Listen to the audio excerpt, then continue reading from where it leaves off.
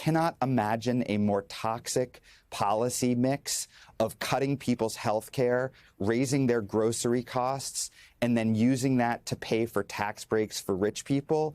It is like designed in a lab to be politically toxic. And it's baffling to me from a political standpoint, but I love the question you asked, because we cannot lose sight of the fact that there are real people who are going to suffer from this over the next 18 months. And I really hope, I genuinely hope that Republicans in Congress take a different tack here. They can. They know what happens when they try to take people's health care away and when they make things difficult for working people. They know what happens when they raise prices for everybody in America. They should take a different path here. They still can. It's not too late.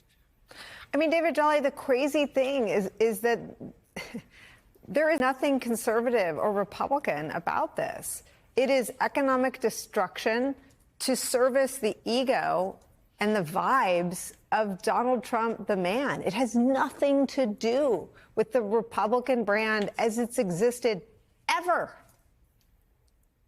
The tariffs announced by Donald Trump essentially equate to the largest tax increase we've seen in modern history. And that comes at the hands of a Republican president.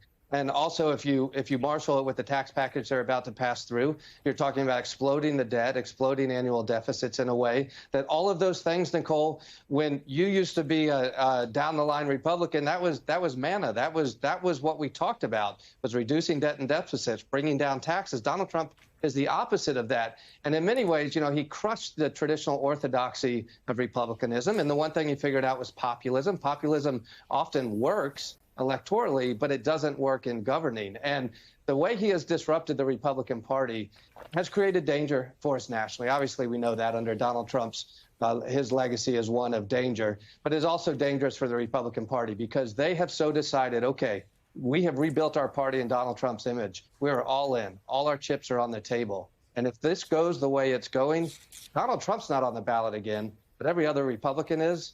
Watch out.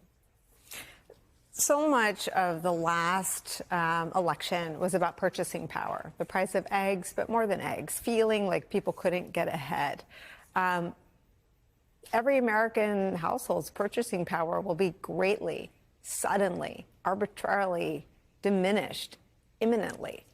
What does that look like, and how do you think business will respond?